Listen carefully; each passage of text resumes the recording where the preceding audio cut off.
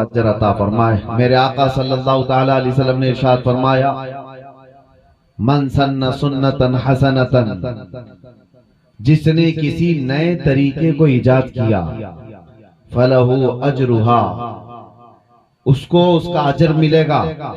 کوئی بھی نیا اچھا کام شروع کیا ہے، وَأَجْرُ مَنْ عَمِلَ بِهَا، اور جس نے اس طریقے کو قائم رکھا ان سب کے عمل کرنے کا بھی ثواب ایجاد کرنے والے کو ملے گا، شروع کرنے والے کو ان سب کے بھی عمل کا ثواب ملے گا۔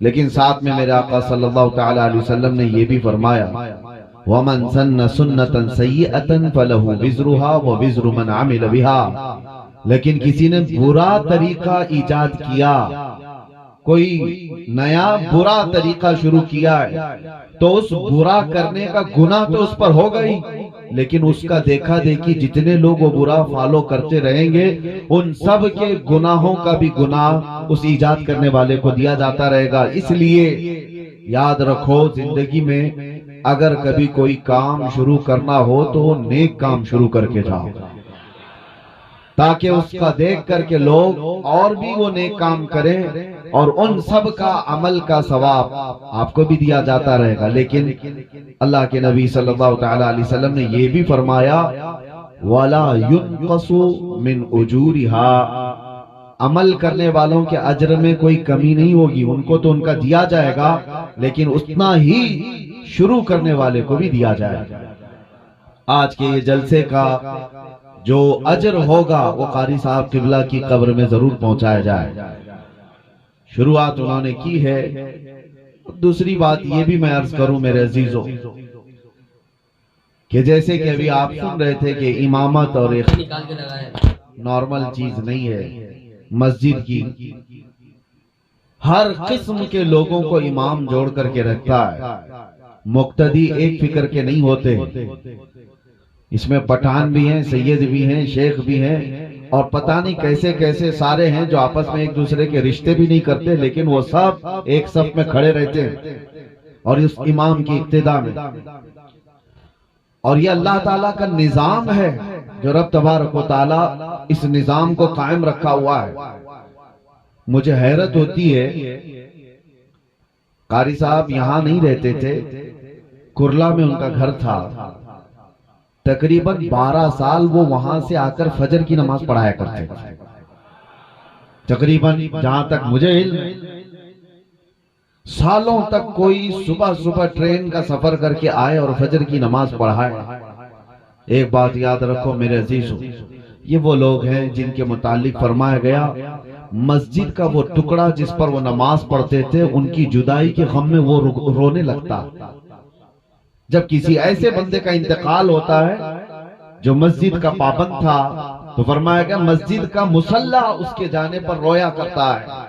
زندگی ہو تو ایسی کہ زمین کے ٹکڑے بھی روئیں، ایسی زندگی نہ ہو کہ زمین کا ٹکڑا کیا پوری دنیا بھی یہ نہ کہنے لگ جائے کہ دھرتی کا عیاش زندگی جس نے گزاری اس سے تو ہر کوئی پریشان ہے، ماں باپ بھائی بہن رشتہ دار سارے لوگ پریشان، محلہ پریشان۔ اب میں آپ کے سامنے ایک بات یہ بھی بتا دوں، ہر ایک کو تو موت کا مزہ چکھنا ہے، آپ ہیں ہم ہیں سب تو اس دنیا سے جانے والے ہیں۔ لوگ جیتے ایسے ہیں جیسے ان کو جانا ہی نہیں ہے، لیکن یقین ایسا ہے سب کو پتا ہے کہ دنیا کا بڑا سے بڑا بادشاہ بھی موت کے چنگل سے بچ نہیں سکتا۔ اور رب تعالیٰ نے قرآن میں فرمایا اینما تکونوا یدرککم الموت ولو کنتم فی بروج مشیدہ، تم جہاں کہیں بھی ہوگے موت تمہیں آ کر پکڑ لے گی، اگرچہ تم مضبوط قلعے میں کیوں نہ بیٹھ جاؤ۔ دنیا کا کوئی حکیم ایسا معجون نہیں تیار کیا جو موت سے بچا لے۔ سائنس اتنی ترقی کر کے بھی آج تک موت کی دوا نہیں بنا سکا، کوئی نہیں بنا سکتا قیامت تک۔ قرآن میں اللہ کا وعدہ ہے لِكُلِّ أُمَّةٍ أَجَلٌ، ہر جماعت کو یا ہر انسان کو موت آنی ہے۔ اذا جاء اجلهم فلا يستأخرون ساعة ولا يستقدمون، جب وہ اجل آ جائے، جب وہ وقت مقرر آ جائے تو اللہ تعالیٰ قرآن میں فرماتا ہے ایک سیکنڈ نہ پہلے آئے گی نہ بعد میں آئے گی، وہ وقت مقرر سب کا ہے۔ اچانک ہمارا بھی اعلان ہو جائے گا کہ دنیا سے چلے گئے، انتقال کر گئے، चंद दिनों के बाद फिर मामूल पर सब लोग आ जाएंगे और सब लोग अपने अपने घर बार में उसी तरह। हजरत सुफियान सौरी रदी अल्लाह ताला अन्हु फरमाते हैं, लोग जो है घरों को कहते हैं ना, कारी साहब के घर वाले, जाहिर सी बात है उनके बच्चे भी होंगे। कितनी बड़ी आफत आई उनके घर पर, अचानक बाप चला गया और बच्चे यतीम हो गए, घर कैसे चलेगा, बच्चियों को कौन देखेगा। घर वालों की सोचते हैं, सही बात है, लेकिन बुजुर्गों का सोचना कुछ और ही था। हजरत सुफियान सौरी एक जनाजे में थे और जनाजा जा रहा था। 8 साल की बच्ची जनाजे के पीछे थी जिसके बाप का इंतकाल हुआ था। वो रोई जा रही थी, हमारे घर पर कितनी बड़ी मुसीबत आई, हमारे बाप चले गए।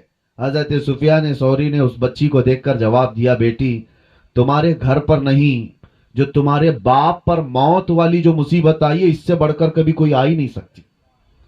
मौत ये ऐसी आजमाइश और ऐसी मुसीबत कि इससे बड़ी कुछ नहीं। तुम लोगों का क्या, घर वालों का, कल फिर खड़े हो जाओगे, 2 दिन खाना नहीं बनेगा, 3 दिन नहीं बनेगा, फिर खाओगे। मौत इंसान के लिए सबसे बड़ी मसाइब की, आजमाइश की एक ऐसी बादशाह का नाम है जिसके मुतालिक हजरत सुफियान सौरी फरमाते हैं कि अपने बाप से पूछो कि कितनी बड़ी मुसीबत आई। मौत इसको हल्के में मत लो, आसानी पे मत लो। और जब दफन करके आ गए, दूसरे दिन वो कब्रिस्तान गए थे। हजरत सुफियान कब्रिस्तान गए हैं और वही बच्ची कब्र के पास बैठी रो रही है और क्या कह रही थी अपने बाप से कि अब्बा जब आप बीमार थे तो बिछोने में बिछा देती, ओढ़ने मैं ला के देती, आपको भूख लगती खाने मैं लाती, दवाइयां मैं पिलाती। कल की रात कैसी गुजरी आपकी?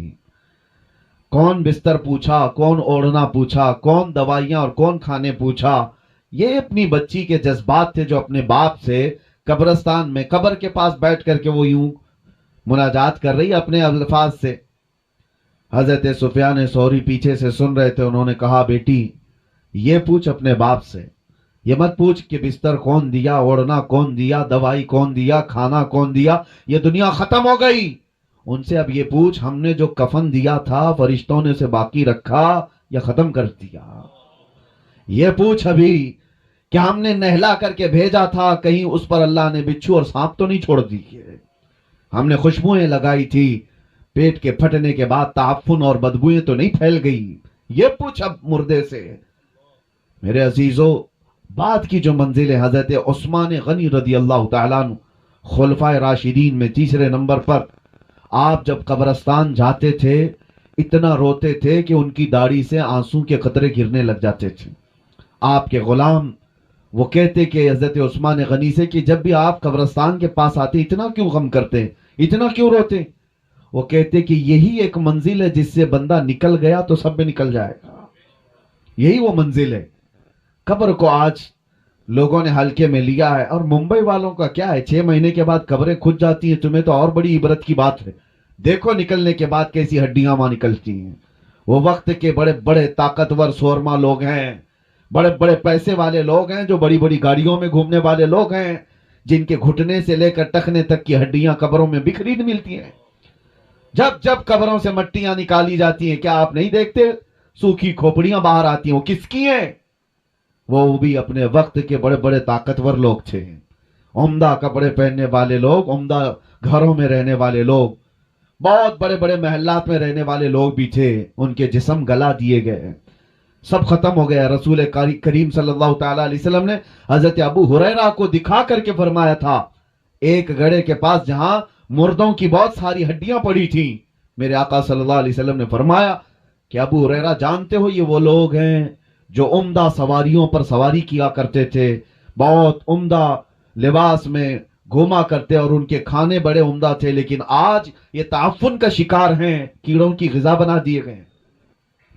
ये इंसान को ये बातें इसलिए बताई जाती हैं, और ख़ास तौर पर आप सबको मेरे अजीज़ों मुसलमानों को, कि जब बंदे को अपना आखिरी सफ़र याद होता है तो गुरूर और घमंड में कभी नहीं आना। जब अपने अंजाम मालूम होते हैं तो किसी से क्या लड़ाइयाँ झगड़े। जाकर के देखो वो कब्रिस्तानों में जिनके 40-40 साल से बातें बंद थी, अब तो वो करीब में पड़े हुए हैं एक दूसरे के। वहां कोई झगड़े नहीं है, किसी की आवाज नहीं आती कब्रों के पास। यहाँ पड़ोसियों के रोज झगड़ों की आवाजें, یہ اندازہ کر لو کہ جانے کے بعد خاموش سالوں نہیں صدیوں تک شاید سونا پڑ جائے. تو یہاں پر ان گھروں میں جو حالات پیدا ہوئے ہیں ہمارے، حیرت کی بات ہے، ہم صفوں میں کھڑے ہوتے ہیں اور باہر جا کر ایک دوسرے کو سلام تک نہیں کرتے، ایک دوسرے کی مسافے بھی ختم ہیں. یہ جو نفرتوں کی دیواریں ہیں، انسان کو اگر اپنا آخری مقام معلوم ہو کہ سب چھوڑ کر کے تو جانا ہے مجھے. اور آپ کو بتاؤں، حضرت ابو ہریرہ رضی اللہ تعالیٰ عنہ فرماتے ہیں دنیا کی ایک ایسی چیز ہے جس کو ایکسپلین نہیں کیا جا سکتا. یعنی جنت بتائی جا سکتی ہے کیسی ہے، حدیثوں میں معلوم ہے. حضور صلی اللہ تعالیٰ علیہ وسلم دیکھ کر کے آئے تھے، بتائے میرے آقا نے. جہنم کے مناظر بتائے گئے ہیں کہ کیسے کیسے عذابات ہیں، بہت ساری چیزیں، قبروں کے حالات بھی بتا دیے گئے. لیکن حضرت ابو ہریرہ فرماتے ہیں ایک چیز ایسی ہے جس کو ایکسپلین نہیں کیا جا سکتا، وہ موت ہے. وہ کیسے انداز میں آتی ہے؟ کیونکہ جس نے چکھ لیا وہ بتانے کے لیے آیا نہیں. جس کو آئی موت وہ دوبارہ آ کر بتایا کبھی نہیں کہ کیسے آتی ہے. اور جو پہلے سے بتایا ہے وہ یا تو پھر بزرگوں کی باتوں کو بتائے گا. ہاں، اللہ کے نبی صلی اللہ تعالیٰ علیہ وسلم نے جو بتایا ہے وہ ہمارے لیے یقینی ہے. سنیے، موت کے سلسلے میں اس لیے میں عرض کر رہا ہوں کہ قاری صاحب قبلہ کو ان کی جو موت ہے، کچھ ایسی موتیں ہیں جو شوق لگا دیتی ہیں. ویسے تو ایک شاعر نے بہت خوب کہا ہے، موت اس کی جس کا کرے زمانہ افسوس، یوں تو یہاں آئے ہیں سبھی مرنے کے لیے. آئے تو سب ہیں مرنے کے لیے، لیکن کچھ موتیں ایسی ہیں جو ہلا دیتی ہیں، آدمی کو سوچ و بچار پر مجبور کر دیتی ہیں. جوان بندہ ہٹا کٹا، ایک دن پہلے اسی مسجد سے وہ میرے پاس آئے تھے، ایک دن پہلے کی بات کر رہا ہوں. وکرولی پاک سائٹ آئے، کافی دیر تک بیٹھے رہے، گفتگو ہوتی رہی، اور انہوں نے کہا کہ حضرت مجھے اس سال رمضان میں مدینہ شریف جانا ہے. تو میں نے کہا قاری صاحب کیا تراویح نہیں پڑھا ہوگے؟ نہیں، اس سال ایسا ہے کہ برسوں بعد میں چھٹی لے رہا ہوں مسجد سے. ہماری ٹرسٹ نے دوسرے تراویح کے لیے، یعنی حافظ کے لیے دوسرے کا وہ انتظام کرنے کے لیے میں نے کہہ دیا ہے. انہوں نے خود مجھے ٹرسٹ نے کہا کہ آپ جانا چاہیں رمضان مدینے میں گزار لیجئے. میں کہا بہت اچھی بات ہے. ہم حافظ لوگوں کا ایک بڑا مسئلہ یہ، میں خود 25 سال سے تراویح سنا رہا ہوں، الحمدللہ، اللہ تعالیٰ سلامت رکھے اور قائم رکھے. اور پچھلے سال، اس سے پہلے سال میں نے اندر بھی تراویح چھوڑی نہیں ہے، پوری تراویح پڑھائی ہے. حافظ جو ہے تراویح سے کمپرومائز نہیں کرتا ہے. اسی وجہ سے ہمیں رمضان میں وہاں جانے کا موقع نہیں ملتا، اور اگر کبھی ملتا ہے تو چھوٹی سی جماعتی صحیح وہاں جا کر کے بھی رمضان میں تراویح پڑھانا حافظ کے لیے ضروری ہوتا ہے. وہ پورے سال کا اس کا ایسا نہیں ہے کہ وہ نذرانے کے لیے پڑھاتا ہے، بلکہ اس کی یادداشت اور اس کے حافظے کے برقرار رکھنے کے لیے بہت ضروری ہے. تو ان سے میں نے کہا، انہوں نے کہا کہ برسوں بعد مجھے موقع ملا ہے، میں جانا چاہتا ہوں. بہت اچھی بات ہے. پھر میرے ساتھ ہمارے وہ ادارے میں آئے، کچھ کام چل رہا تھا، کہا ہمارے پاس پی او پی والے ہیں، لڑکوں کو میں بھیج دیتا ہوں. اور یہ تمام باتیں ہوئی، نکل گئے. اور میں اجمیر شریف کے سفر پر میں پلین میں بیٹھا تھا، اسی وقت فون آیا. یہ کچھ ایسی خبریں ہوتی ہیں. اس کے بعد پھر میرے عزیزو، یہ جو شاکنگ نیوز ہوتی ہے نا اس طرح کی ہلا دینے والی، تب بندے کو بہت زیادہ سنبھل جانا چاہیے. جو رات کا کھانا ہمارے ساتھ کھایا ہو اور ناشتے کے وقت وہ قبر میں سویا ہو.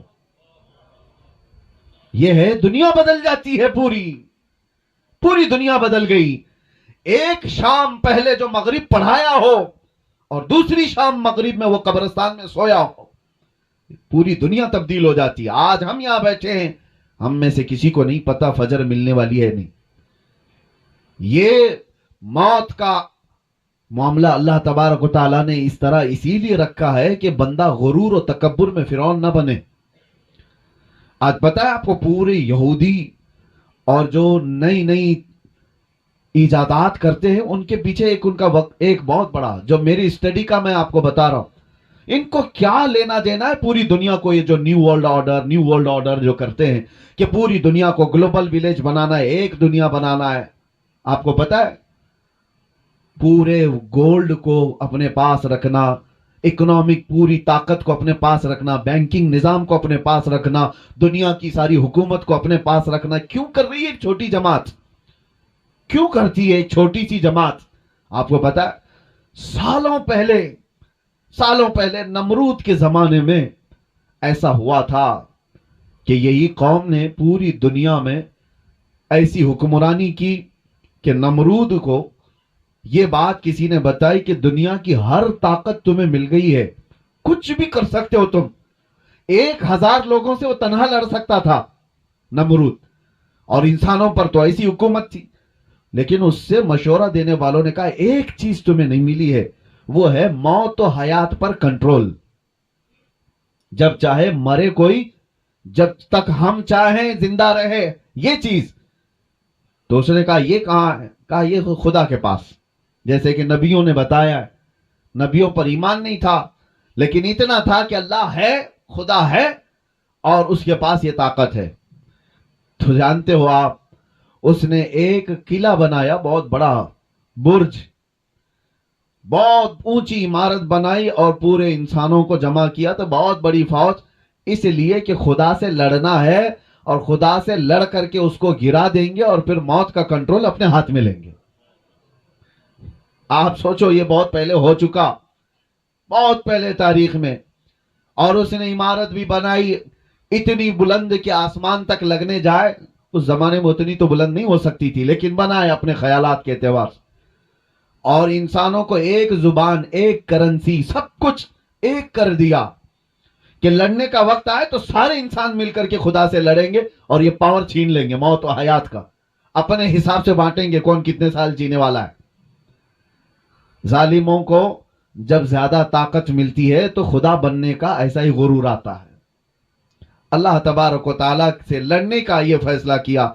ये इस्राएली रिवायात में मौजूद है आज भी कि अल्लाह ने फरिश्तों में से एक फरिश्ते से कहा कि आओ देखो कि हमारे एक बंदे ने हमसे लड़ाई का मंसूबा बनाया है। एक फरिश्ते को भेजा, जाओ देख आओ। जिब्राइल, मिकाइल, इज़राइल, इसराफील अलैहिमुस्सलाम, बड़े फरिश्तों के नहीं, एक फरिश्ते को। वो फरिश्ता जमीन पर आया और सिर्फ पर हिलाया था तो उसकी पूरी इमारत धंस गई। जितनी फौज थी वो सब के सब मौत का शिकार हो गई और एक दूसरों की जुबानों को मुख्तलिफ कर दिया गया। ना इसकी जुबान उसे पता, ना उसकी जुबान इसको पता, सब जुबानें मुख्तलिफ कर दी गई। लेकिन एक प्लान था, एक मंसूबा था। आज के दौर में भी, तरक्कियाती दौर में, लोगों को यह लगता है ये जो छोटी जमात आज पूरी दुनिया को कंट्रोल कर रही है, उसको ये तक, यहां तक जाना है कि स्पेस में जाए, कहीं तो जाए, एक बार अपनी ताकत से खुदा को जेर कर दे और मौत का पावर अपने पास ले ले। और कुरान में रब ताला ने फरमाया है, लै यख्लुकू ज़ुबाबन वलव इज्तमऊ लह, तुम सारे इंसान मिलकर के एक मक्खी भी नहीं पैदा कर सकते, और मक्खी अगर मर जाए तो उसे जिंदा भी नहीं कर सकते। ज़अफ़त तालिब वल मतलूब, कुरान में अल्लाह ने फरमाया कितनी कमजोर है तुम्हारी ताकत। इसीलिए मेरे अजीजों, मौत का जिक्र हम इसलिए करते हैं कि हमें हमारी कमजोरी पता चले, हमें हमारी हैसियत मालूम हो, हम कितनी हैसियत के हैं। एक ठोकर लगने पर मौत आ सकती है और कभी कभार बिल्डिंगों से गिरने वाला भी बच जाता है। ये सारा निजाम कुदरत है, अल्लाह ताला की तरफ से है। और मौत अच्छी और बुरी क्या होती है? अच्छी और बुरी क्या है? मुसल्ले पर इमामत करते हुए मौत आई, बज़ाहिर बहुत अच्छी मौत है। और अगर कोई एक्सीडेंट में मर गया, 40 टुकड़ों में हो गया, बहुत बुरी मौत। लोगों के जहन में ये कोरोना में मरने वालों को लोग बेचारे यही समझते थे कि क्या मौत है बेचारी, 4 लोग उठा नहीं पाते, रैप कर देते हैं प्लास्टिक में, और 4 लोगों की नमाज पे इसको तो दफन कर दिया जाता है, ऐसी मौत है वैसी ना। मरने के अंदाज को देख करके मौत को अच्छी और बुरी आप कंसिडर नहीं कर सकते। एक बात आपको मैं बताऊं, मौत अच्छी कौन सी है और बुरी कौन सी है? और जनाजे देख करके भी नहीं।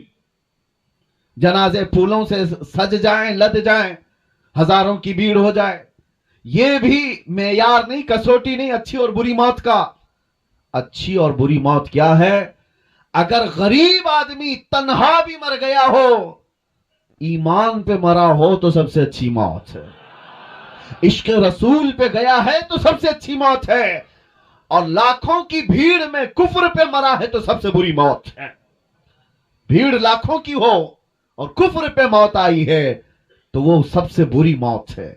اور ایمان پہ مراؤ، ایکسیڈنٹ ہوا ہو، 40 ٹکڑوں میں بدل گیا ہو، اسے چیل کوے کھا گیا ہو، شیر کھا گیا ہو، آگ جلا دی ہو، پانی نے نگل لیا ہو، کچھ بھی ہوا ہو، ایمان پہ مرا ہے تو اچھی ہی موت مرا ہے۔ یہ بات یاد رکھیں آپ، ایمان پہ مرا ہو، عشق رسول کے ساتھ گیا ہو، وہ اچھی موت ہے۔ اور باقی اگر ایمان نہیں تھا مرنے کے وقت، پھر چاہے جتنے جلسے جلوس ہو جائے اس کے، وہ کوئی اچھی موت نہیں۔ اسی طرح سے یہ بھی کہا گیا ہے مدینے میں مرنے کی تمنا سب کی ہوتی ہے، لیکن مدینے میں مرنے کے بعد جو فضیلت ہے مدینے میں مرنے والے کی، وہ ایمان کے ساتھ مرے تو فضیلت ہے، ورنہ منافقین کو جنت البقیع سے نکال کر پھینک دیا جاتا ہے۔ یہ بھی بات یاد رکھو آپ، ایمان کی حالت میں جو دنیا سے گیا اور مدینے میں مرا ہے، ارے اس کے کیا کہنے ہیں، ارے وہ قیامت کے دن مومنین کی شفاعت کرے گا۔ میرے آقا صلی اللہ تعالی علیہ وسلم نے فرمایا جنت البقیع کے اس قبرستان سے 70,000 لوگ ایسے نکلیں گے قیامت کے دن جن میں سے ہر میت 70,000 کی شفاعت کرے گی۔ وہ فضیلت ہے ان کے لیے، لیکن وہ ایمان کے ساتھ گیا ہو، عشق رسول کے ساتھ گیا ہو۔ اور اسی لیے ہم تمنا بھی کرتے اللہ تعالیٰ اللہم ارزقنا شہادتاً فی سبیلک و موتاً فی بلد حبیبک، اے اللہ تیرے راستے میں ہمیں شہادت عطا فرما اور تیرے نبی کے شہر میں موت عطا فرما۔ اچھا، ایک صاحب نے مجھ سے سوال کیا تھا کہ شہادت کی بھی طلب کرتے ہیں اور موت مدینے میں بھی، تو اس کا مطلب ہے جنگ ہونا چاہیے مدینے میں، جنگ ہوگی، لوگ ماریں گے تب شہید ہوں گے، مدینے میں جنگ ہوگی، آپ لڑیں گے، آپ کو مارا جائے گا، آپ شہید ہوں گے تب مدینے میں موت ہوگی، دونوں چیزیں ایک ساتھ کیسے آئیں گی؟ کہ اللہ تیرے راستے میں شہادت عطا کر اور موت مدینے میں عطا کر، اس کا مطلب جنگ مدینے میں ہونا چاہیے۔ سوال مجھ سے یہ کہا، لیکن میں آپ کو بتاتا ہوں میرے عزیزو، ہر شہادت جنگ سے ہی نہیں ہوتی، جو جنگ میں مر جائے صرف وہی شہید نہیں، وہ شہید حقیقی ہے، لیکن اللہ کے نبی صلی اللہ تعالی علیہ وسلم نے شہید کی اور بھی اقسام بیان فرمائی ہیں۔ ہاں، جو ظلمن مارا گیا وہ بھی شہید ہے، لیکن کئی حادثے ایسے ہیں جس میں انتقال کیا ہوا وہ بھی شہید ہے۔ اور کتنی بڑی پیاری بات ہے، یہاں پر شہزادہ مصنع میاں موجود ہیں اور حضور مصنع میاں رحمۃ اللہ تعالی علیہ، جن کو یہ دعا کا مصداق کہا جا سکتا ہے کہ اللہ نے ان کو شہادت بھی عطا کی اور موت بھی مدینے میں عطا کی، دونوں چیزیں ملی۔ ایک ہے نیچرل ڈیتھ، طبعی موت ہوئی ہو، لیکن ایک ہے حادثاتی موت۔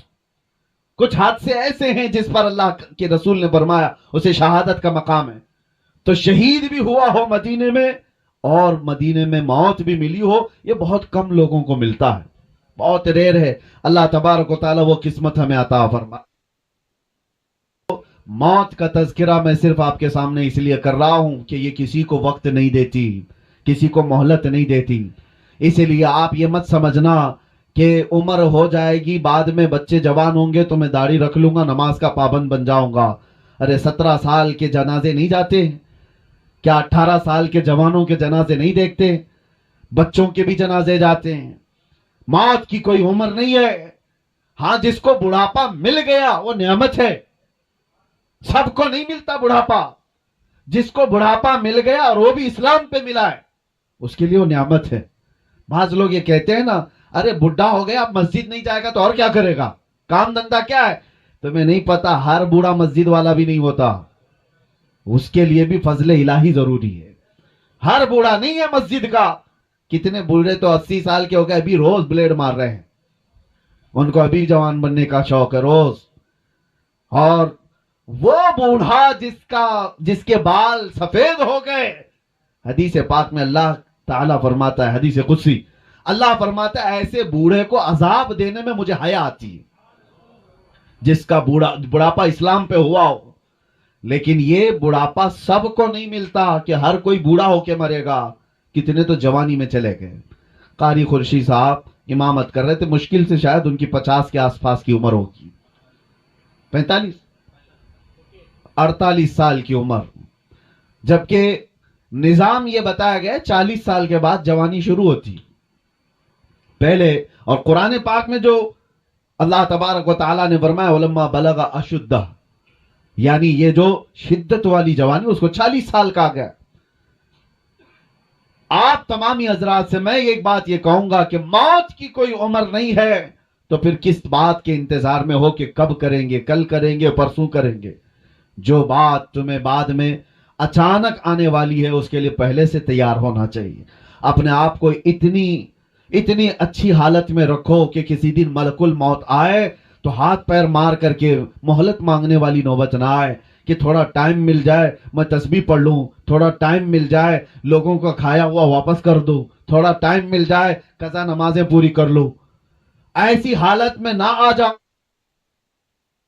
ایک آپ کو میں بتا دوں, حدیث کا مفہوم ہے حاسبو قبل ان تحاسبو, اپنا حساب کمپلیٹ رکھو اس سے پہلے کہ تمہارا حساب پوچھا جائے. حساب اپنا کمپلیٹ رکھ لو اس سے پہلے کہ تمہارا حساب پوچھا جائے.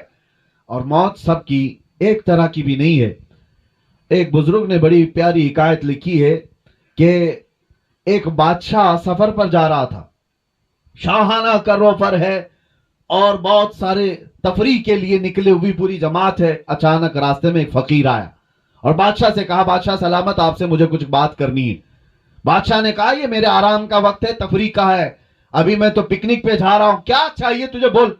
فقیر نے کہا نہیں نیچے اتر آؤ بگی سے, آپ سے مجھے بات کرنی ہے. بادشاہ نے کہا بڑا بدتمیز فقیر ہے یہ, بادشاہ کو اس کی بگی سے اتار رہا ہے. تو اس نے فوراً حکم دیا وزیروں کو پکڑو اس فقیر کو. فقیر نے اپنا جبہ ہوا کیا, کھولا اور اس کے بعد بادشاہ کو کھینچ کر نیچے اتارا اور کہا پہچان مجھے, میں ملک الموت اسرائیل ہوں, میں ملک الموت اسرائیل ہوں. بادشاہ اب وہ کپ کپانے لگ گیا, پوچھا کہ آپ کیوں آئے. کہا میں کیوں آتا ہوں تمہیں پتا ہے, روح لینے آیا ہوں. کہا اسی وقت, کہا اسی وقت, کہا اتنا وقت دے دیں کہ میں واپس چلا جاؤں یہ سفر کو ختم کر کے اور اپنی سلطنت کے سارے کام بیٹے کو سپرد کر دوں گا. کہا اتنا ٹائم نہیں ہے تیرے پاس, میں بہت جلدی, ابھی وقت کافی کم بچا ہے. تو اس نے کہا اتنی مہلت دے دیجئے کہ بیوی سے بات کر لوں. کہا وہ بھی نہیں ہے. اس کو تھوڑی سی بھی مہلت نہیں دی گئی, اسی وقت اس کو گرا دیا گیا اور اس کی روح قبض کر لی گئی. جو شاہانہ کروفر کے ساتھ جا رہا تھا اس کو راستے میں اچانک ملک الموت نے روح نکال لی. تصویر کا ایک دوسرا رخ بھی ہے سیم. ایک عالم ربانی ہے پرہیزگار, وہ اپنے گھر سے جھولا لے کر سامان لینے کے لیے باہر جلدی جلدی جا رہے ہیں. عصر کا وقت ہو چکا ہے اور سامان خریدنے کے لیے جا رہے ہیں. راستے میں یہی فقیر آیا, کہا کہ حضور رک جائیے, تھوڑا کچھ بات کرنی ہے آپ سے مجھے. وہ عالم دین رک گئے اور کہا کیا بات ہے, جلدی جلدی بات کیجئے, مجھے گھر سے سودا لینے کے لیے, سامان لینے کے لیے جانا ہے اور گھر میں واپس پہنچا کر مسجد میں اذان ہو چکی ہے, جماعت سے نماز پڑھنی ہے, جلدی آپ بتائیے کیا بات ہے. فقیر نے کہا آپ نے نہیں پہچانا, میں ملک الموت اسرائیل ہوں. اس عالم ربانی نے جھولا پھینک دیا, جو سامان لانے کے لیے جا رہے تھے جھولا پھینک دیا اور کہا کہاں تھے آپ کے انتظار میں کتنی راتیں کٹ گئی, کیا آپ آئیں گے, روح نکالیں گے, میں رب سے ملاقات کروں گا. یہ دنیا میں جس کی روح اٹکی ہوئی ہے مال سے وہ مہلت مانگتا رہتا ہے, اور جو رضا الہی کے لیے جیتا ہے وہ ملک الموت کا استقبال کرتا ہے. آپ کہاں تھے؟ تو اب یہاں منظر بدلا ہوا ہے. ملک الموت نے کہا اتنی جلدی بھی کیا ہے آپ کو, آپ جائیے سامان خرید لائیے اور اپنے بچوں کو سامان دے دیجئے, گھر والوں کو کچھ وصیت کرنی ہے وہ بھی کر لیجئے. اس عالم ربانی نے کہا آپ کو جس کام کے لیے اللہ نے بھیجا وہ کیجئے آپ. میرے بچوں کا مالک اللہ ہے, وہ مسبب الاسباب ہے, جس نے مجھے کھلایا وہ میرے بچوں کو بھی کھلائے گا, میرا یقین ہے, آپ اپنا کام کیجئے. ملک الموت وہاں مہلت نہیں دینا چاہتے اور ادھر کہہ رہے ہیں کہ اور کچھ ہے تو آپ کر لیجئے کام. پھر اس عالم ربانی سے کہا کہ اور کوئی آپ کی خواہش ہے؟ اس عالم ربانی نے کہا اگر آپ اتنا وقت لے کر کے آئے ہیں پہلے سے، اتنی مہلت لے کر کے آئے ہیں پہلے سے، تو خواہش اتنی ہے، گھر نہیں جاؤں گا، اللہ کے گھر جاؤں گا، جس وقت نماز پڑھ رہا ہوں کر لیجیے۔ کیسی خواہش تھی!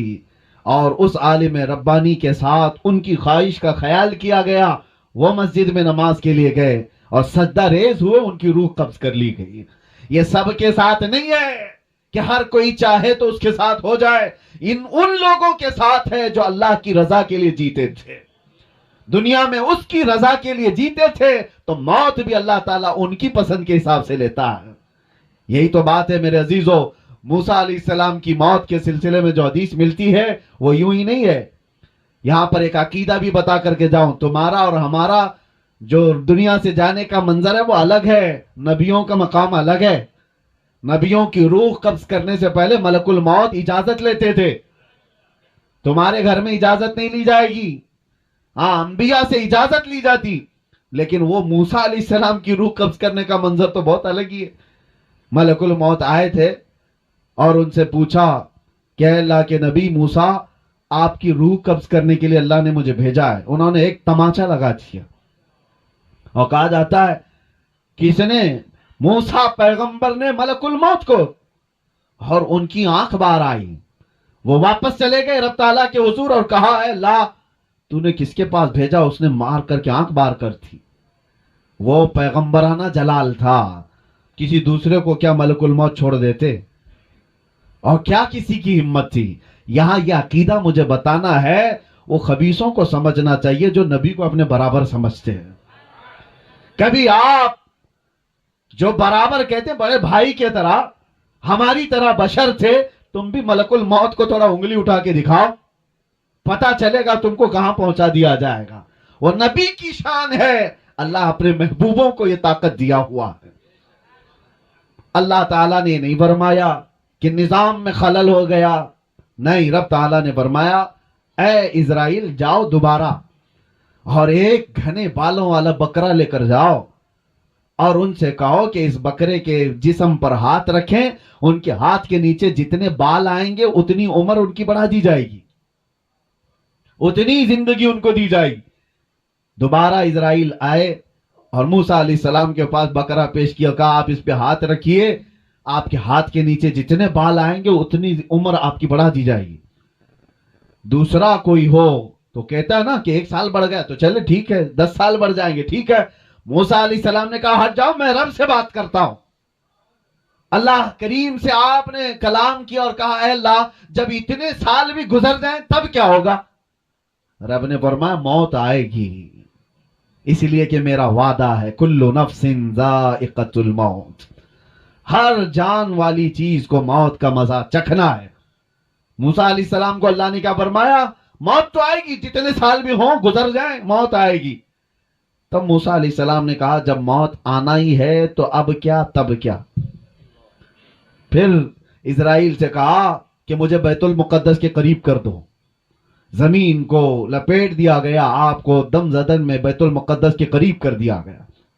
وہاں پر ایک قبر کھودی جا رہی تھی، اس میں حضرت موسیٰ علیہ السلام لیٹے اور کہا اسرائیل سے کہ اب میری روح قبض کر لو۔ یہ شان ہے نبیوں کی کہ ہر ایک کی موت اس طرح سے نہیں آتی ہے، کچھ موتیں وہ ہیں، اسی لیے موت میں بھی درجات ہیں، موت میں درجات ہیں۔ ایک حضرت عمر فاروق رضی اللہ تعالیٰ عنہ سے مروی یہ بات ہے، آپ سے پوچھا گیا موت کے آنے کے انداز الگ الگ ہیں؟ آپ نے کہا ہاں۔ کہا کیسے؟ کہا مومن کی روح اور کافر کی روح نکالنے میں فرق ہے، ایک کافر کی اور ایک بدبخت کی گنہگار کی روح ایسے نکالی جاتی ہے جیسے کانٹوں کی جھاڑی پر ریشم کا کپڑا ڈال کر کھینچو، ریشم کا کپڑا، سلک کا کپڑا ڈال کر کانٹوں کی جھاڑی پر جب کپڑا کھینچیں گے تو اس کے تار کس طرح نکلتے چلے جائیں گے، روح نکلنے کے وقت اس کو ایسا لگے گا ناخن ناخن سے اس کی روح نکالی جا رہی ہوگی، شدت کا درد ہوگا۔ اور پھر آپ سے پوچھا گیا مومن کی روح کیسے نکالی جاتی ہے؟ کہا ایسے جیسے میدے کے گدھے ہوئے آٹے میں بال پھنساؤ تو نکال لیا جاتا ہے۔ ایک بال گندھے ہوئے آٹے میں پھنسا ہو تو اس کو نکالنے میں کیا محسوس ہو، نہ بال کو پتہ چلے نہ آٹے کو پتہ چلے. تو آپ کے ہاتھ میں ہے کس طرح دنیا سے جانا چاہتے ہو. قرآن میں اللہ نے فرمایا ہے یا ایتھا النفس المطمئنہ ارجعی الی ربک راضیۃ مرضیہ فادخلی فی عبادی وادخلی جنتی. کچھ وہ لوگ ہیں جن کے مرنے سے پہلے ان کے کانوں میں یہ آواز آتی ہے، اے پاکیزہ جان کے مالک آ جا اپنے رب کی طرف خوشی خوشی. اللہ فرماتا ہے میرے بندوں میں شامل ہو جا، میری جنت میں داخل ہو جا. اور حدیث پاک میں ہے کچھ گنہگار ایسے ہیں جن کے مرنے سے پہلے کانوں میں آواز آتی ہے یا ایتھا النفس الخبیثہ، اے برے جان کے مالک اخرجی من الجسد الخبیث، گندے جسم سے نکل جا. اللہ کا یہ حکم ہوتا ہے گندے جسم سے نکل جا اور میرے بندوں سے دور ہو جا، جہنم میں داخل ہو جا. اور وہ اس آواز سے ہی تڑپ جاتا ہے، چہرہ بدل جاتا ہے، موت کے وقت جو ڈر طاری ہو جاتا ہے. عزیزان گرامی وقار، موت کے وقت جو حالات آتے ہیں، قرآن کہتا ہے کہ اگر تم دیکھ لو نا فرشتوں کو کہ فرشتے کیسے مارتے ہیں اور یضربون وجوہہم وادبارہم، ان کے پیچھے ان کی پیشانیوں پر مارتے ہیں روح نکالنے کے لیے. بہت شدت کا درد. اور کہا گیا سکرات کا وقت ایسا کہ مکھی بھی اگر اس کے جسم پر بیٹھے تو پہاڑ کی طرح لگتا ہے، اس کے لیے پانی کا ایک قطرہ ایک ندی کے برابر لگتا ہے. یہ موت کے انداز ہے. میں گفتگو سمیٹتے ہوئے اب آپ کو بتاؤں میرے عزیزوں، یہی بات امام اعظم ابو حنیفہ سے پوچھی گئی. اب یہ ہمارے ایمان کی بات کر رہا ہوں، توجہ، کیسے مرنا چاہتے ہو سن لو. امام اعظم ابو حنیفہ سے کسی نے سوال کیا کہ سنا ہے بدبخت اور گنہگار کی موت بڑے دردناک انداز سے آتی ہے اور ایک عاشق رسول کی موت بڑی خوشحالی کے ساتھ آتی ہے، وہ خوشی خوشی دنیا سے جاتا ہے. ایسا کیوں ہوتا ہے جبکہ روح نکالنے والا ایک ہی ہے، فرشتہ ایک ہی ہے؟ درد کیسے ہوتا ہے؟ روح ایک ہی ہے. آپ نے کیا کہا جانتے ہو؟ امام اعظم نے کہا جا سورہ یوسف پڑھ لے، تجھے سمجھ میں آ جائے گا. سورہ یوسف قرآن پاک کی سورہ 13ویں پارے میں حضرت امام اعظم ابو حنیفہ نے کہا جا یہ پڑھ لے. وہ پڑھ کر کے آیا، اس میں موت کا کہیں ذکر ہی نہیں ہے کہ کیسے کافر کی موت آتی ہے کیسے مومن. ارے اس میں تو یوسف و زلیخا کے واقعات ہیں. وہ آ کر کے کہا اس میں مجھے کہیں کچھ ملا نہیں. کہا پھر سے پڑھ کر کے آ. پھر پڑھ کر کے آیا، کچھ نہیں ملا. موت کے نکلنے کا یا روح کے نکلنے کا کوئی منظر اس پہ نہیں ہے. امام اعظم نے پوچھا پھر کیا پڑھا تو نے؟ کہا اس میں تو اللہ تعالیٰ نے یوسف علیہ السلام کے بچپن سے لے کر کے ان کے وزارت عظمیٰ تک کے واقعات بھی بیان فرمائے. کہا اس میں زلیخا کا واقعہ تو پڑھا ہے؟ کہا کیا ہے واقعہ؟ اس نے کہا زلیخا یوسف علیہ السلام کے حسن پر فدا ہو گئی تھی، دیکھ کر کے فدا ہو گئی.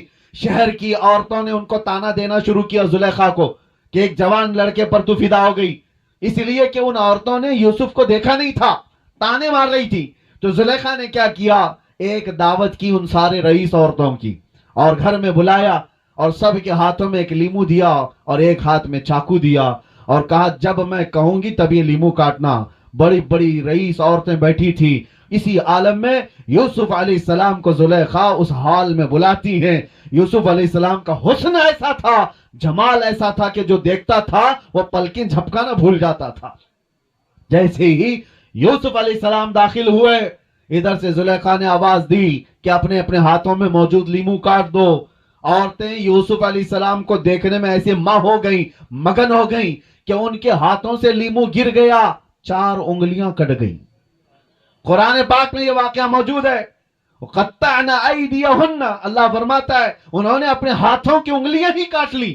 ارے عورت ذات ہے، تھوڑا سا کھروچ آ جائے تو واویلا کرتی ہے، 4 انگلیاں کٹ جائیں پتہ نہیں چلا. ہاں ایک کیفیت انسان پر آتی ہے جب وہ محویت کی کیفیت ہے، یعنی کسی میں گم ہو جاتا ہے تو کٹنے کا درد نہیں ہوتا، پتہ نہیں چلتا. تو اس نے شخص نے امام اعظم سے یہ کہا یہ واقعہ تو میں نے قرآن میں پڑھا ہے لیکن اس کا موت سے کیا لینا دینا؟ امام اعظم نے کہا اسی سے تو لینا دینا ہے. بات در حقیقت یہ ہے ایک مومن صالح، ایک عاشق رسول جب دنیا سے جا رہا ہوتا ہے روح نکالنے کا درد بہت ہوتا ہے، بہت تکلیف تو ہوتی ہے، لیکن ملک الموت ادھر سے آتے ہیں، تاجدار مدینہ ادھر سے آتے ہیں. इधर से ये रूह निकाल रहे होते हैं, उधर वो जमाले मुस्तफा देख रहा होता है, वो हसीन चेहरा देख रहा होता है।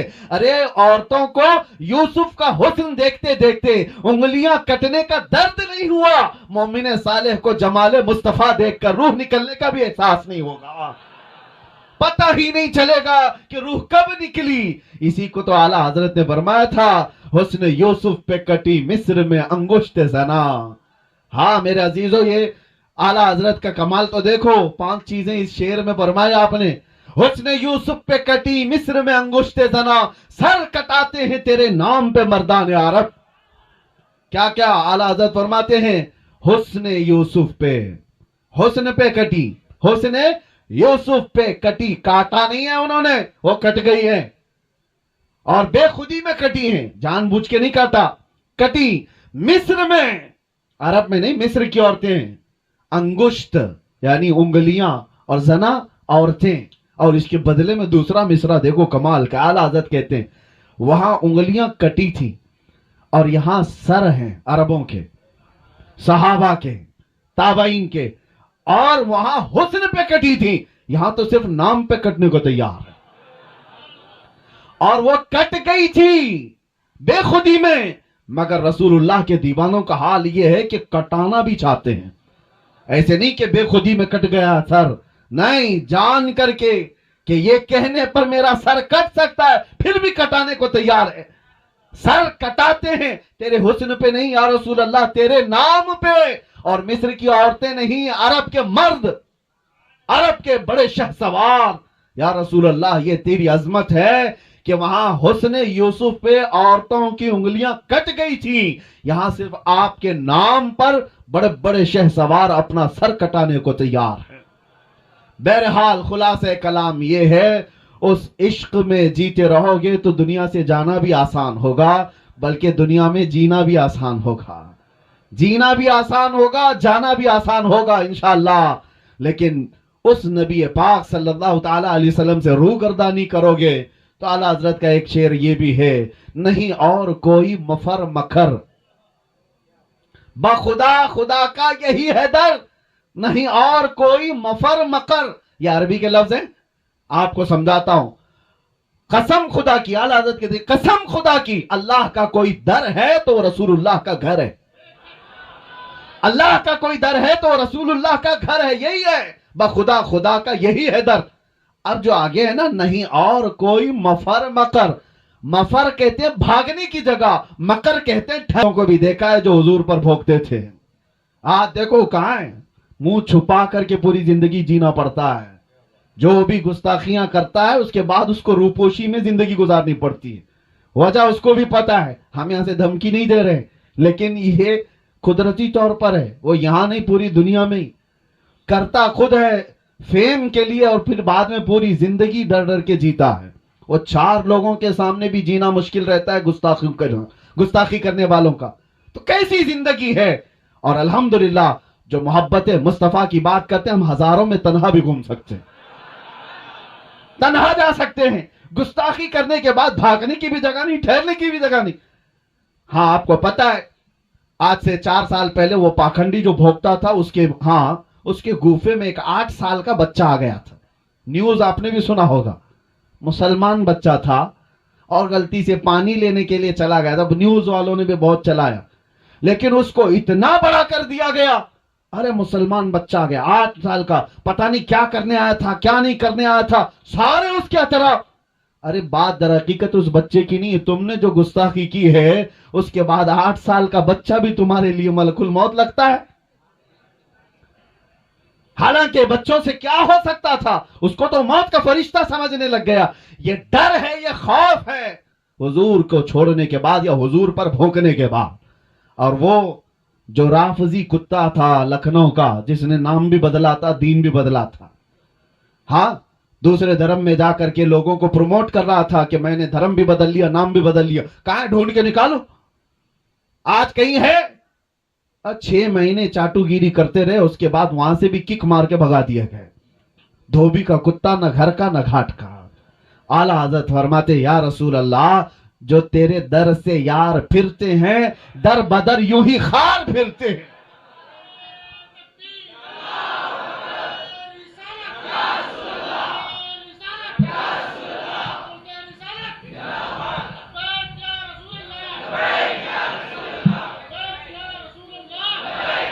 یا رسول اللہ جو تیرے در سے یار پھرتے ہیں در بدر یوں ہی خار پھرتے ہیں، اور جو ان کے در سے وابستہ ہوا اس کا حال تو یہ ہے کہ ہر زمانے نے دیکھا ہے، جب تک بکے نہ تھے تو کوئی پوچھتا نہ تھا۔ یا رسول اللہ تم نے خرید کر ہمیں انمول کر دیا۔ ارے بلال وہ حبشہ کے رہنے والے، کالا رنگ تھا اور کالے رنگ والوں کو لوگ غلام سمجھ کر کھینچتے تھے اور اپنی غلامی کرواتے بھی تھے، لیکن در مصطفیٰ سے وابستگی کے بعد بلال کا حال یہ ہے کہ ان کو اذان دینے کے لیے کعبے کے چھت پہ چڑھایا گیا اور یہ بتایا گیا محبت مصطفیٰ میں جس نے زخم کھایا ہے کعبہ بھی اس کے قدموں کے نیچے آیا ہے، یہ بتایا گیا ہے دنیا کو۔ اور جو وابستہ ہوا ہے خاک کے ذروں کو میرے آقا نے ہمدوش سریا کر دیا، خود نہ تھے جو راہ پر اوروں کے ہادی بن گئے۔ یا رسول اللہ کیا نظر تھی آپ کی، مردوں کو مسیحا کر دیا، مردوں کو مسیحا کر دیا۔ یہ بات آپ سمجھ کر کے چلو، اس دار فانی میں جینا ہے تو میرے آقا سے وفا کر کے جیو، وفادار بن کر کے جیو، اور جینا بھی آسان ہوگا، جانا بھی آسان ہوگا۔ اور جب جانے کا وقت ہوگا تو میرے عزیزو وہ تمام تکالیف اور مصائب نہیں ہوں گے جو ہر میت کو پیش آتے ہیں۔ عاشق رسول کے متعلق کہا گیا ہے، اعلیٰ حضرت نے لکھا ہے کہ عرش پر دھومیں مچیں وہ مومن صالح ملا، فرش پہ ماتم اٹھا وہ طیب و طاہر گیا۔ اس کا حال یہ ہوتا ہے ملائکہ عرش کے اس کے آنے کی خوشیوں میں دھوم مچانے لگتے ہیں، محبت مصطفیٰ میں فنا رہنے والا وہ عاشق رسول آ رہا ہے۔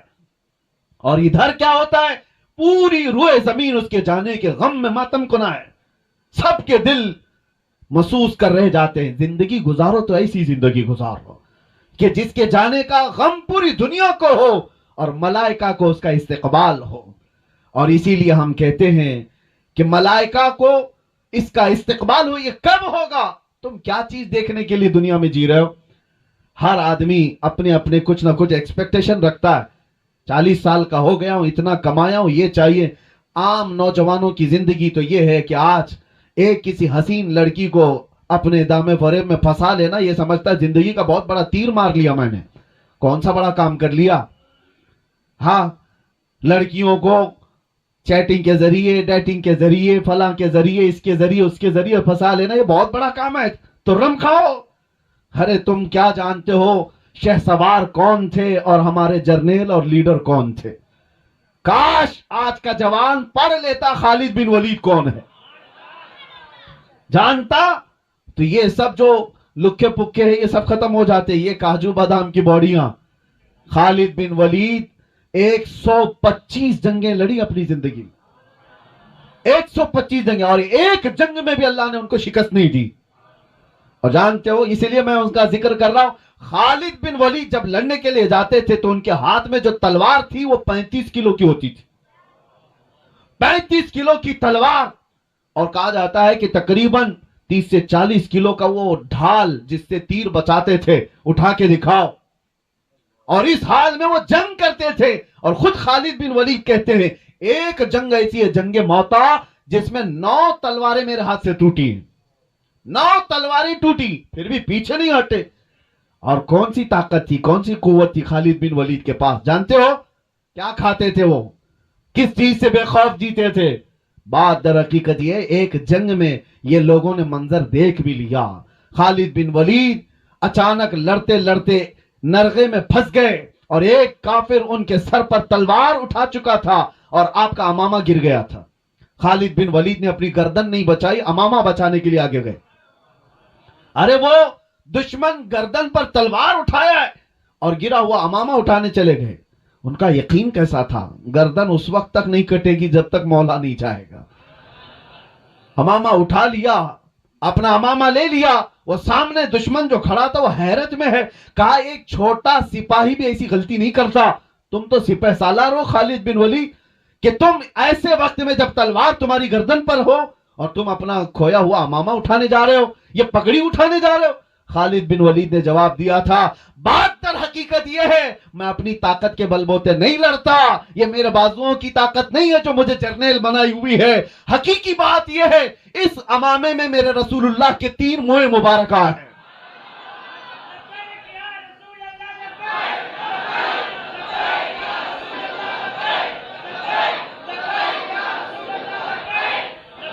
तवज्जो, खालिद बिन वलीद कहते हैं इस अमामे में रसूलुल्लाह के 3 मोए मुबारक हैं, और मेरा यकीन यह है यही बरकत है जो मुझे हर मैदान में फतह याब करती है। हाँ, ये है निस्बत सहाबा की, ये है वफादारी जो उन्हें ताकतवर बना रखी थी। इसीलिए मैंने कहा वफा करो तो जीना भी आसान है, जाना भी आसान, और बेवफाई में यहां घुट घुट करके मरते रहोगे। इसीलिए मेरे अजीजों, आखिरी बात यह है, आला हजरत ने फरमाया ज्यादा देर इंतजार मत करो, अपने आप को बदलने, अपने आप को तौबा करके सही रास्ते पर लाने के लिए ज्यादा देर तक इंतजार न करो। आज ले उनकी पनाह, आज मदद मांग उनसे, कल नहीं, आज ले उनकी पनाह, आज मदद मांग उनसे, कल न मानेंगे कयामत में अगर मान गया। वहां तो सब मानेंगे बड़े बड़े लोग देख करके, आज ही मान लो मेरे आका को। अब मैं आपसे एक सवाल पूछता हूं, मुझे दिल पे हाथ रख करके बताओ, कायनात में सबसे हसीन चेहरा मेरे आका का था या नहीं? सबसे आला अखलाक मेरे नबी के थे या नहीं? नबी कौनैन सल्लल्लाहु तआला अलैहि वसल्लम की जिंदगी सबसे आला थी या नहीं? उनकी हदीसें सबसे सच्ची, उनकी जुबान सबसे सच्ची, उनके अखलाक सबसे सच्चे, उनका हुस्न सबसे आला। जिस जमाअत के पास ऐसा रसूल हो, किसी दूसरे को देखने की जरूरत ही क्या है? तुम अहरे गहरे नत्थु खेरे के फैन बनते क्यों हो? हैरत होती है जब कभी कोई कहता है कि मैं फलां का फैन हूं, इसका फैन हूं। झूठे हो आप, तमामी हजरत झूठों के फैन बनते हो, जबकि तुम्हें अल्लाह ताला ने भेजा है यहां पर तुम्हारे नबी के लिए। इसके उसके नहीं बनना, अपने नबी के वफादार। हमें इस कायनात में जीने के लिए अल्लाह ताला ने भेजा है। जिंदगी ये नहीं किसी के लिए, जिंदगी है नबी की, जिंदगी है नबी की, और ना समझ मरते हैं जिंदगी के लिए, जीना मरना है सब कुछ। हाँ, इतनी बात याद रखो, जब ऐसी जिंदगी गुजारोगे ना, तलब क्या होनी चाहिए? क्या तुम्हारे स्क्रीन पर नंगी तस्वीरें देखकर रात गुजारने की? क्या तुम बेहयाइयों में अपने तन्हाइयां गुजारने की तलब रखोगे? छोड़ दो इन तमाम चीजों को, अल्लाह देख रहा है तुम्हारी तन्हाइयों को भी, और अनकरीब मौत आने वाली है, अनकरीब आने वाली है। तुम पर्दे के हिलने से जब खौफ कर जाते हो कि कोई देख लेगा, अरे वो अल्लाह खबीर व अलीम व बसीर, हर शय को देख रहा। ये चीजें देखने की तलब में मत जियो, सिर्फ जीना है तो ये तलब रख करके जियो जो आला हजरत के शहजादे मुफ्ती आजम ने कहा था, कुछ ऐसा कर दे मेरे किरदगार आंखों में, हमेशा नक्श रहे रूए यार आंखों में। उन्हें ना देखा तो किस काम की है ये आंखें, कि देखने की है सारी बहार आंखों में। हुजूर को देखने की तलब लेकर के जियो, और फिर वो वक्त आ भी जाएगा जब बार बार तुम दरवाजा खटखटाते हो तो दरवाजा खुल ही जाता है। बार बार किसी का दरवाजा खटखटाए तो खुल ही जाता है। और मेरा रसूल बड़ा गैरतमंद है, आता है फकीरों पे उन्हें प्यार कुछ ऐसा, खुद भीख दे और खुद कहे मंगते का भलाओ। रोज तलब तो रखो बारगाह मुस्तफा में, कुछ ऐसा कर दो, और फिर ये तलब रखो और इतना कह दो मेरे आका की बारगाह में। यकीन है ना हुजूर सुनते हैं? यकीन है हुजूर सुनते हैं? तो फिर ये क्यों नहीं कहते या रसूल अल्लाह, सुना है आप हर आशिक के घर तशरीफ लाते हैं, सुना है आप हर आशिक के घर। अरे मेरे घर में भी हो जाए चिरागा, मेरे दिल में भी हो जाए चिरागा। जब ये तलब लेकर जियोगे, एक दिन दरवाजा खुलेगा, एक दिन रहमत का दरवाजा खुलेगा, और न जाने वो हमारा घर खुशबुओं से महक जाएगा। और फिर इस हाल में तुम्हारी मौत आए और हमारी मौत आए तो किस शान से आती है पता है? किस शान से? हमने पूछा था बुजुर्गों से कि जब हमारे जनाजे जाते हैं तो इनको सफेद कपड़े अतर लगाकर खुशबुओं में मुलव्विस और उसके मलबूस और उसके अच्छे कपड़ों में मलबूस, सुरमा भी लगाए, फूलों से सजाए। अरे ये तो दूल्हे के साथ होता है, मुर्दे के साथ क्यों? मुर्दा है, मर गया, अब इसको क्या कपड़े, मट्टी में तो जा रहा है, अतर इसको क्यों? थोड़ी देर के बाद तो बंद होने वाली है कब्र, ये सुरमा क्यों? बंद आंखों पर। और ये फूलों से सजा हुआ जनाजा क्यों जा रहा है? जैसे शादी में जा रहा है। बुजुर्गों ने कहा बेटा वो आज जियारत मुस्तफा के लिए जा रहा है। आज जो हमारा जनाजा जा रहा है, किसी सुन्नी की बात कर रहा हूं, उसकी बात नहीं कर रहा जो मर गया मरदूद न फातिहा न दुरूद, उसे क्या देखना है। सुन्नी की बात कर रहा हूं। वो जनाजा जाता है तो बड़ी शान से जाता है, इसलिए हमारे बुजुर्गों ने ये रिवाज रखा था, लोग देख करके हश करें आज की रात ये मेरे मुस्तफा की जियारत के लिए जा रहा है। हाँ यही है शबे गोर भी उसी गुल से मुलाकात की रात। हाँ उसी गुल से मुलाकात की रात। और जब कब्र में जाएंगे होगा क्या, मुनकर नकीर को आना है, नीली आंखों वाले काले चेहरे वाले जमीन को दांतों से निकालते हुए आएंगे और झिझोड़ करके उठाकर सवालात पूछेंगे, बता तेरा रब कौन है, बता तेरा दीन क्या है। और फिर तीसरा सवाल वही है जो सब फंसते हैं अक्सर, हुजूर को दिखा करके इनके बारे में क्या कहता था। बात यही है, बहुत सारे तो जवाब दे देंगे मेरा रब अल्लाह है, मेरा दीन इस्लाम है, लेकिन फरिश्ते सवाल में वहां पर चेंजिंग कर देते हैं। आपको पता है फरिश्ते पहले दो सवाल में पूछते हैं तेरा रब कौन है, तो क्या जवाब होगा, मेरा रब। सवाल पर तवज्जो रखो, लफ्ज पर, कौन है। वो ये नहीं पूछ रहे कौन था, ये पूछते कौन है। और दूसरा सवाल भी फरिश्ते कहते तेरा दीन क्या है, फरिश्ते ये नहीं पूछते तेरा दीन क्या था, क्या पूछते हैं तेरा दीन क्या है, वो कहता है इस्लाम। लेकिन तीसरे सवाल में फरिश्ते चेंज कर जाते हैं, मा कुंत तक़ूलु फी हक़्क़ि हाज़ा रजुल, हुजूर को दिखाकर कहते हैं ये कौन है, नहीं पूछते इनके बारे में क्या कहता था। हाँ ये अभी क्या कह रहा वो नहीं, पहले क्या था, अपोजिशन में था कि इधर था। उनको दिखा करके हुजूर को फरिश्ते कहते मा कुंत तक़ूल, क्या कहता था हुजूर के बारे में। हाँ तो वो फिर हुजूर को जो कहता था उसे कहना पड़ेगा। हाँ वो खबीस क्या कहेगा जो पीठ पीछे का इल्म नहीं कहता था, जो वो क्या कहेगा जो अपने बड़े भाई की तरह कहता था, हुजूर को कमतर समझता था, मुआज़ अल्लाह, वो क्या कहेगा, वो हा ला अदरी, नहीं मालूम क्या कहूंगा। वो तो सुन्नी की किस्मत है जो कहेगा सारे अच्छों में अच्छा समझिए जिसे, है उस अच्छे से अच्छा हमारा नबी, सारे ऊंचों से ऊंचा समझिए जिसे, है उस ऊंचे से ऊंचा। अरे जिसके तलबों का धुवन है आबे हया, है वो जाने मसीहा।